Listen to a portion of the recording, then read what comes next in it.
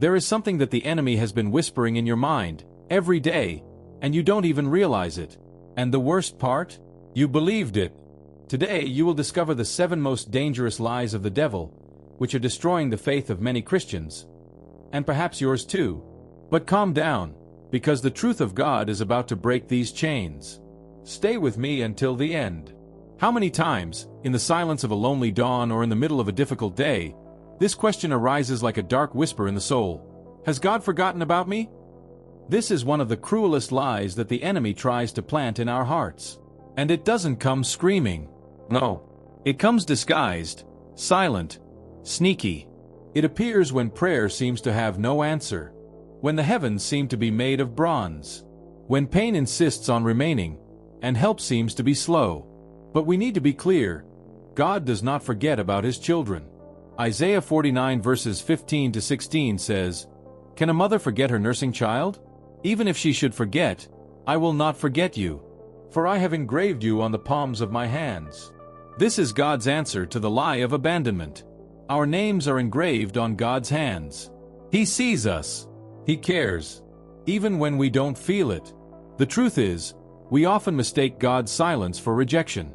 But His silence is not always absence. Sometimes it is training. It is in silence that He strengthens us. It was in the wilderness that Jesus defeated Satan. It was in caves that David learned to trust. It was in prison that Joseph was molded to rule. God's silence is never in vain. He is at work, even when it seems like nothing is happening. The devil wants you to believe that you are alone, that God has given up on you. But this is an emotional trap. Our faith is not based on what we feel, but on what is written. And the Word says that God is our refuge and strength, a very present help in trouble. Psalm 46 verse 1. In other words, He is present even in pain. If today you feel forgotten, look at the cross. There is the greatest proof that God has never abandoned you. Jesus was abandoned for a moment, so that you would never be abandoned again. The cross screams, "You are loved, remembered, and never alone." You may not understand time, but you can trust in the character of the one who promised never to leave you. If the first attack, the enemy tries to convince you that God has abandoned you, the second is even more subtle. He tries to convince you that you are irredeemable. He says, "You will never change. That is your nature. You will fall again. You will always return to the same mistake." And if you hear this lie long enough, it becomes a paralyzing poison. This is the devil's strategy, to imprison the mind with labels from the past, so that the person always sees himself as a spiritual failure. He accuses you day and night, not based on what God says about you, but based on your failures. But listen carefully. You are not defined by your mistakes. You are defined by the one who redeemed you. The Word of God is clear. If anyone is in Christ, he is a new creation. Old things have passed away. Behold, all things have become new. 2 Corinthians 5 verse 17. You may have a history marked by failures, but in Christ, you have a future marked by redemption and transformation. The gospel is a message of real change. Not of human effort, but of divine power. Yes, change is a process. It doesn't happen overnight. It's a journey. But the Holy Spirit is working in you, even when you don't see it. Philippians 1 verse 6 says, "He who began a good work in you will carry it on to completion until the day of Christ Jesus."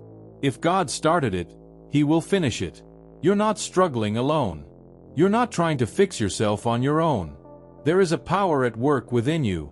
Sanctification is a journey, and stumbling doesn't mean failure. It means you're still walking. Don't give up because you've fallen. Get up, dust yourself off, and keep going. The devil wants to stop you on the path, but the Spirit wants to carry you through. Transformation is possible, not because you're strong, but because Christ is powerful in you. After trying to convince you that you are hopeless, the enemy launches yet another devastating lie. You are too weak to win this battle. He looks at your internal struggles, your recurring temptations, your repeated failures, and whispers, "Give up. You will never be strong enough." And if you are not firmly anchored in the Word, this lie may seem true. But be careful. The devil distorts weakness to steal your strength. He tries to turn the awareness of your limitation into a reason to give up, when in fact, Acknowledged weakness is the basis upon which God manifests his power. Paul understood this when he wrote, "Most gladly therefore will I rather boast in my weaknesses, that the power of Christ may rest upon me." 2 Corinthians 12 verse 9. The truth is that we are weak, yes, but that is not the sentence of failure. It is the starting point for dependence on God. The problem is not weakness, but what we do with it. When we try to fight with our strengths, we fall. But when we surrender our weakness to God, he will clothe us with his strength. Remember David. In human eyes, he was weak in the face of Goliath, but his strength was in the Lord of hosts. Remember Gideon, who saw himself as the least of the tribe. God called him to lead a supernatural victory. Remember Moses, who struggled to speak but was chosen to deliver an entire nation. The strength that overcomes does not come from the flesh. It comes from the Spirit. Ephesians 6 verse 10 commands us, "Be strong in the Lord and in the power of his might." The command is not be strong in yourself, but be strong in God. And that changes everything. You don't have to have everything under control. You just have to put yourself under his control. The spiritual battle is real, but you are not fighting it alone. The same Spirit that raised Jesus from the dead lives within you, and that is the strength that wins any war. This is perhaps one of the cruelest lies the devil tries to plant in the hearts of God's children. You are not worthy of his love. He points out your sins, your failures, your history, your secrets, and says, "How could a holy God love someone like you?" He knows that if he can distort your view of God's love, he will cripple your faith and sabotage your relationship with the Father. But here's the truth you need to hear with all your heart. God's love is not based on merit, it's based on grace. It's not about what you do. It's about who he is. And he is love. He doesn't love you because you're good. He loves you because he is good. Romans 5 verse 8 says, "But God demonstrates his own love toward us in this: while we were still sinners, Christ died for us." Note this. He loved us while we were still sinners. Before you lifted your hands in worship, before you prayed, fasted, or served in church, he already loved you. God's love didn't start after you got better. He loved you on the worst day of your life, and he still loves you today. The voice of the enemy says, "You're not worthy." But the cross answers, "I've already paid the price." The blood of Jesus screams louder than any accusation. You may have made mistakes, but nothing can separate you from God's love. Romans 8 verses 38 to 39 states that neither death nor life, nor angels nor demons, nor the present nor the future, nor any powers, nothing will be able to separate us from the love of God that is in Christ Jesus. You don't have to earn God's love. You just have to believe in him. And when you believe, that love begins to transform you from the inside. He heals you, lifts you up, cleanses you, restores you. Don't accept the lie. His love for you is real, deep, and eternal. After shaking your identity and trying to destroy your trust in God's love, the devil launches another sneaky and paralyzing lie. You are alone on this journey. It is in moments of silence, pain, or weakness that this lie gains strength. He hopes that, by believing that you are alone, you will give up. He knows that an isolated soldier is an easier target, and so he wants to convince you that no one understands you, no one sees you, not even God is listening. But here is the truth. You have never been and never will be alone. The word is clear. God does not abandon his own. Hebrews 13 verse 5 says, "Never will I leave you nor forsake you." The Lord walks with you through the darkest valleys and also through the peaks of victory. He is not a God who visits. He is a God who dwells. Before ascending to heaven, Jesus made a promise that echoes to this day. "And lo, I am with you always, to the end of the age." Matthew 28 verse 20. It's not just on good days, or when you're strong in faith. He's with you every day, on days when you pray fervently and on days when you can barely get a word out. Furthermore, God has given us the body of Christ, the church, to walk together with. If the enemy can isolate you, he can weaken you. But when you understand that you are surrounded by brothers, by intercessors, by a cloud of witnesses, as Hebrews 12 verse 1 says, you are strengthened. Maybe you're feeling lonely right now. Maybe your room seems too quiet. But know this, the whole heaven is around you. God is near. The angels are standing by. And there are people praying for you, even if you don't know it. You don't walk alone. The God who called you walks with you. After trying to convince you that you are alone, the devil takes another cruel step. He wants you to believe that your sin is too great for God to forgive. He whispers, "This time you've gone too far. You've crossed the line. God won't forgive you anymore." This is an old strategy. First he seduces you into error, then he accuses you and tries to keep you trapped in it, wallowing in guilt. But listen carefully. No sin is greater than the blood of Jesus. God's grace knows no bounds. The cross wasn't just enough for small sins. It was enough for all sins, including yours.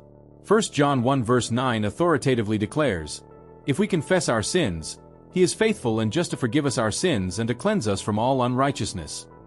All unrighteousness. Not just some of it. Not just the kind others find acceptable.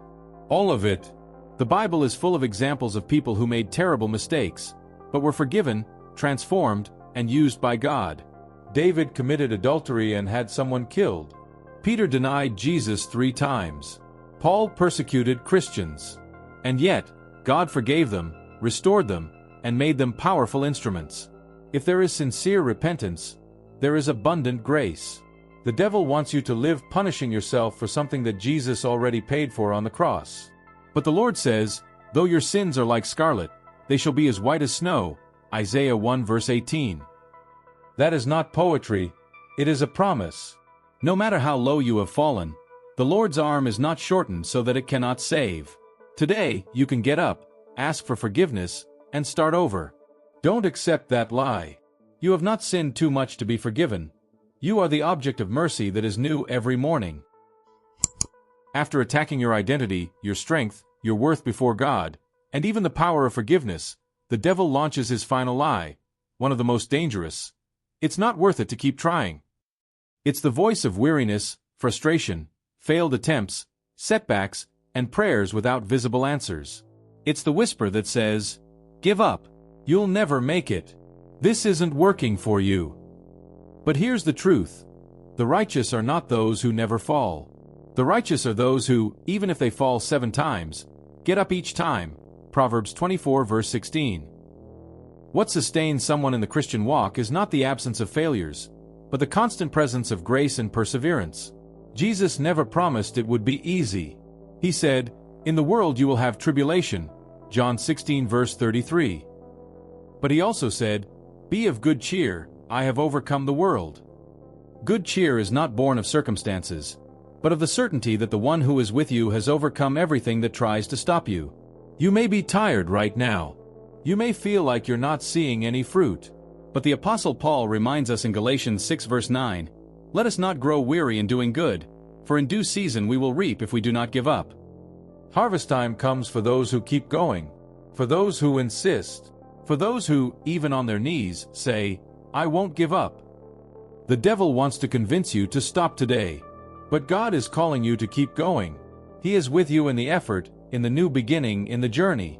He sees every tear, every step, every prayer that you thought no one heard. And He says, it's worth it to keep trying, because the promise still stands. Grace is still available. And God's best is yet to come for those who don't give up. Agora que você ouviu essas 7 mentiras que o diabo tenta plantar na sua mente, há uma escola diante de você. Continuar acreditando nelas. Ose posicionar na verdade que liberta. A palavra de Deus não é apenas uma fonte de conforto. Ela é uma arma de guerra. E você precisa aprender a usá lá. Lá em João 8:32, Jesus diz, "E conhecereis a verdade, e a verdade vos libertará." Essas mentiras só têm poder enquanto você estiver na escuridão. Mas uma vez que a luz da palavra entra, as correntes came. O engano perde força. A vergonha dá lugar a graça. O medo dá lugar a fé. Você não é fraco. O poder de Deus se aperfeiçoa justamente na fraqueza. Você não está sozinho. O Espírito Santo habita em você. Você não está condenado. Foi lavado pelo sangue do Cordeiro. Você não está esquecido. Deus te chama pelo nome. E mesmo que tenha caído, você pode se levantar agora. Então a pergunta é, você vai continuar vivendo paralisado por mentiras? Ovi levanter e andar na verdade? Seaoscu momento de recamico. Neo amanya. Neo quando você estiver melhor. Mas agora. Hoje. O mesmo Jesus que te chamo para fora de mentira que estendamau e diz. Vem, anda comigo. Oregon volti a palavra. Circus e de pessoas caias de presença de Deus. E declare. Eu neo sou o que o diabo diz que eu sou. Eu sou quem Deus diz que eu sou. Porque no fim das contas. O plano do inimigo é destruir. Mas o plano de Deus é restaurar. E ele neo desiste de você. Comente aqui embaixo. Qual dessas mentiras você já acreditou? Compartilhe sua experiência. Isso pode ajudar alguém. Curta e compartilhe este vídeo com alguém que precisa ouvir essa mensagem hoje. Inscrever-se no canal e ative o sininho para não perder nenhum ensinamento que fortaleça sua vida espiritual. Or gente nos comentários.